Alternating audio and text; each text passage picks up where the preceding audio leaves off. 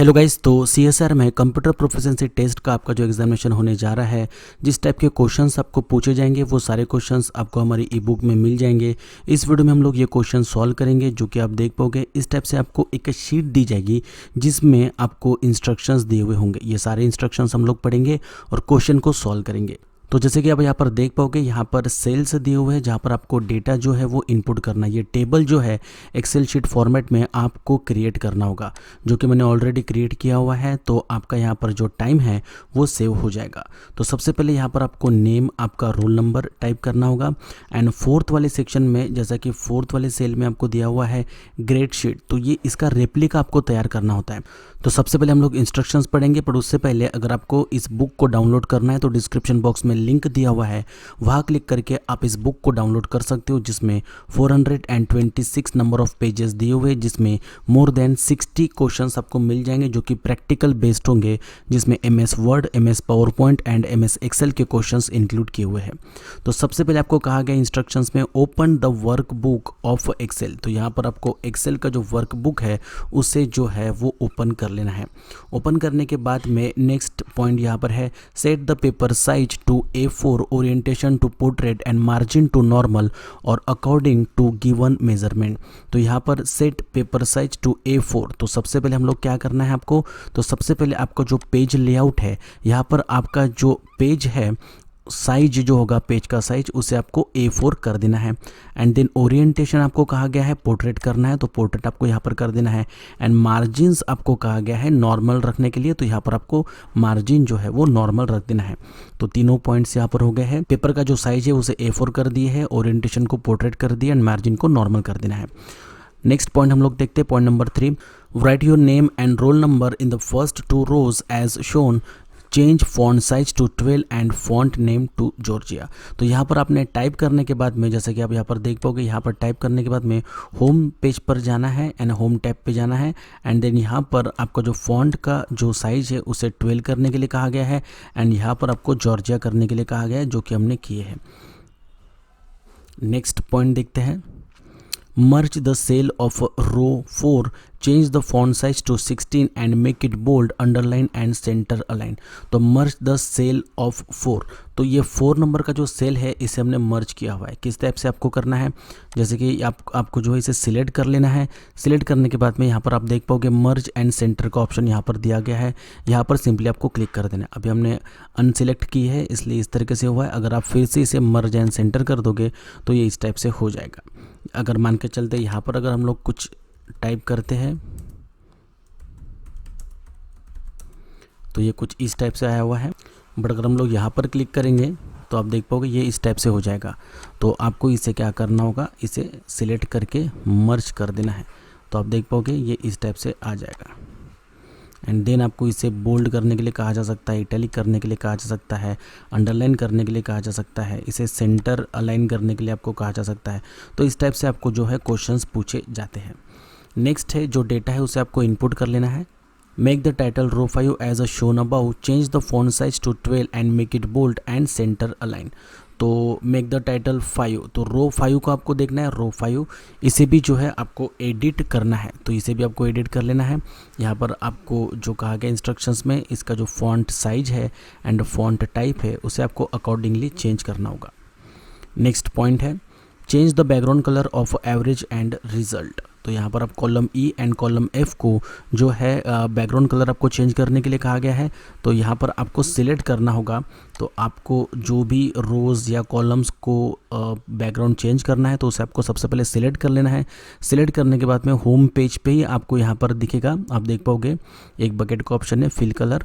तो यहाँ पर आपको क्लिक करके जो भी कलर आपको कहा गया है उसे आपको अकॉर्डिंगली चेंज कर देना है। अभी यहाँ पर जो कलर था वो हमने रखे हैं। अगर आप येलो करना चाहते हो तो इस टाइप से आप इसे कलर जो है वो रोज़ या कॉलम्स का चेंज कर सकते हो। जैसे कि इसका भी हमें चेंज करना है तो यहाँ से आप इजीली कर सकते हो, या फिर अगर आपको जो टेक्स्ट का कलर भी चेंज करना है तो वो भी अकॉर्डिंगली यहाँ से आप कर सकते हैं। ठीक है, नेक्स्ट देखते हैं।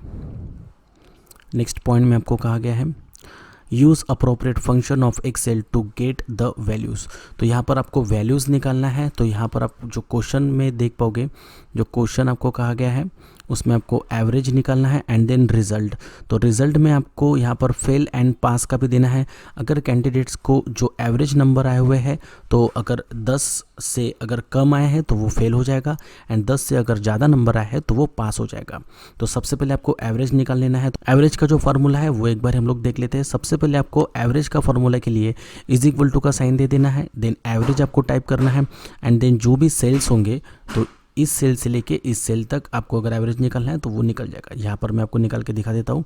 यहाँ पर हम लोग क्लिक करेंगे, सबसे पहले आपको इज इक्वल टू का साइन देना है एंड देन एवरेज आपको टाइप करना है, देन ब्रैकेट को ऑन कर देंगे एंड देन आपको जिस सेल से जिस सेल तक निकालना है तो यहाँ पर हम लोग B6 से लेके बीच में सेमी कॉलम दे देंगे एंड देन D6 और ब्रैकेट को कर देंगे हम लोग क्लोज एंड इंटर प्रेस कर देंगे। तो आप देख पाओगे यहाँ पर आपका जो एवरेज है वो निकल कर आ गया है।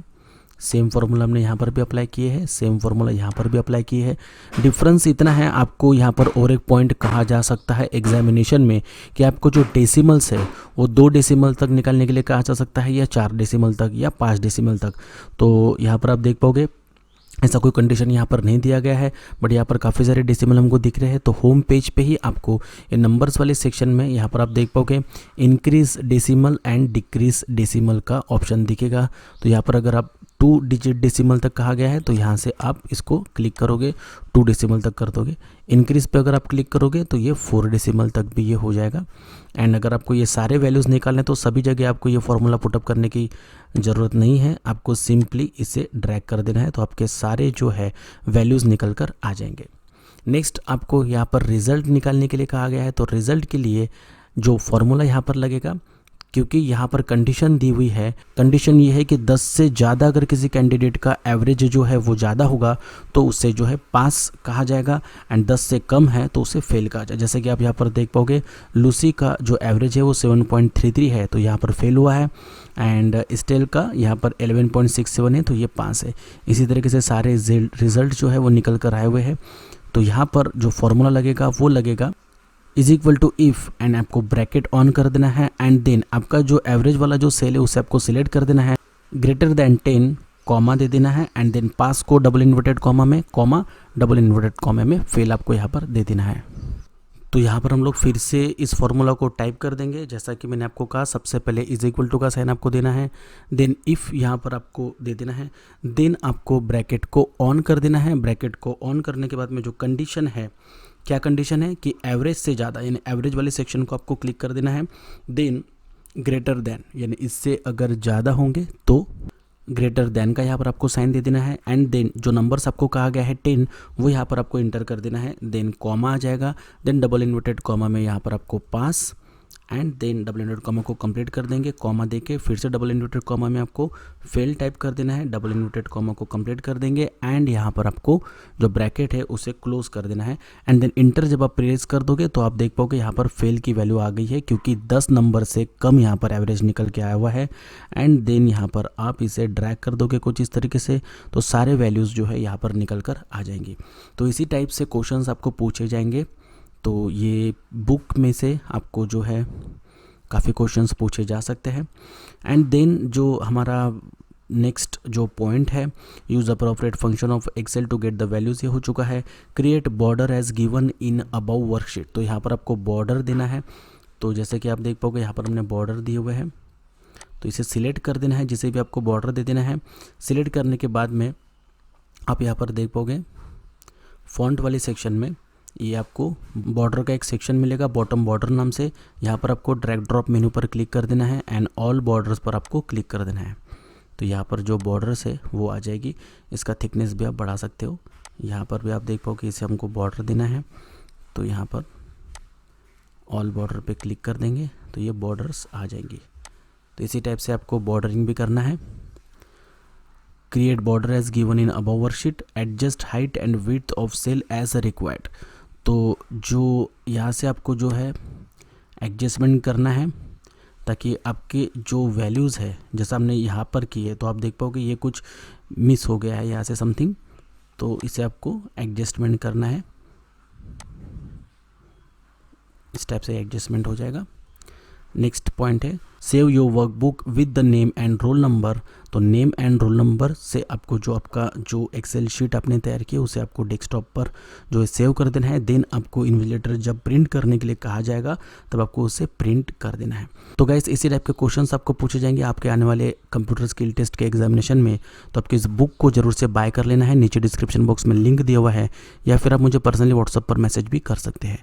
Thank you very much guys for watching the video. Please like करें इस वीडियो को, शेयर करें अपने फ्रेंड के साथ एंड चैनल को जरूर से सब्सक्राइब करिए। Thanks for watching guys.